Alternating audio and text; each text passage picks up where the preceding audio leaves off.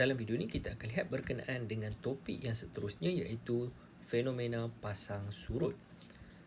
Jadi fenomena pasang surut ini mungkin kita pernah perhatikan jika kita pergi ke tepi laut, yang mana kalau kita perhatikan ombak laut tersebut, kadang-kadang ombak itu dia naik tinggi ke atas pantai, dan ada waktu tertentu dia surut, dia jauh daripada pantai. Jadi kenapa fenomena ini berlaku?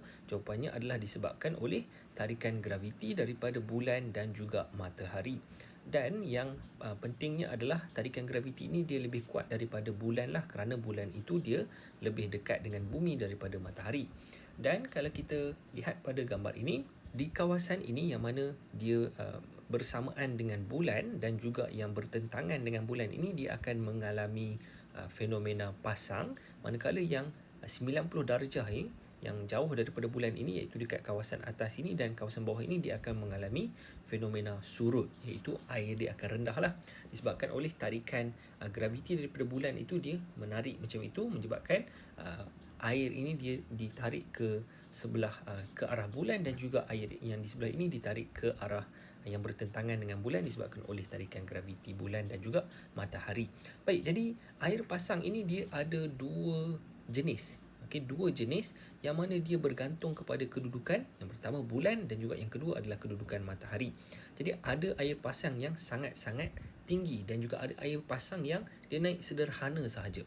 Jadi kita lihat apa perbezaan antara dua air pasang ini dan bila air pasang ini berlaku. Jadi yang pertama kita panggil dia sebagai air pasang besar, iaitu air pasang yang paling tinggi air itu naik, ataupun dalam istilah lain dia adalah air pasang perbani. Ini dalam bahasa Melayu juga, iaitu air pasang perbani, yang mana dia berlaku ketika fasa bulan baru dan juga fasa bulan purnama. Kita lihat pada gambar rajah yang ini, kalau kita perhatikan, dalam bahasa Inggeris dia adalah spring tides. Spring tides yang bermaksud air pasang besar lah.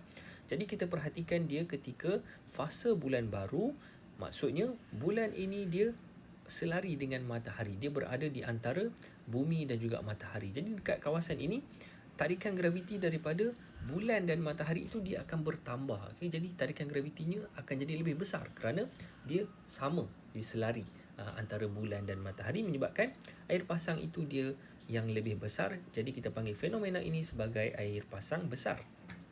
Sama juga dalam keadaan bulan purnama. Jadi tarikan graviti dia akan bertambah lah, iaitu daripada matahari dan juga daripada bulan. Ditarik pada kedua-dua belah, menyebabkan air pasang besar itu berlaku. Kemudian kita lihat pula pada air pasang anak, ataupun dalam bahasa Inggeris dipanggil sebagai nip tide. Jadi daripada bahasa dia pun kita dah dapat lah, air pasang anak ini maksudnya dia lebih kecil, air pasang yang lebih kecil, dan dia berlaku ketika fasa bulan separa. Kalau kita perhatikan, dia berada dalam kedudukan yang ini, iaitu yang kita dah lihat dalam video sebelum ini adalah kedudukan fasa bulan separa muda, dan yang di atas ini, last quarter ini adalah fasa bulan separa tua.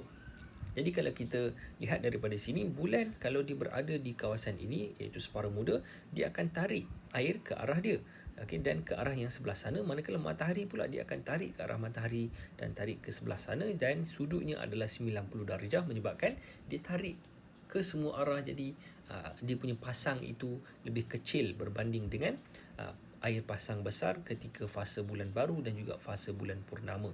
Jadi ini adalah berkenaan dengan fenomena pasang surut yang kita lihat dalam setiap hari. Untuk video yang seterusnya, kita akan lihat pula dengan fenomena yang menarik, yang sebahagian kita mungkin pernah tengok, iaitu fenomena gerhana bulan dan juga gerhana matahari. Kita jumpa lagi.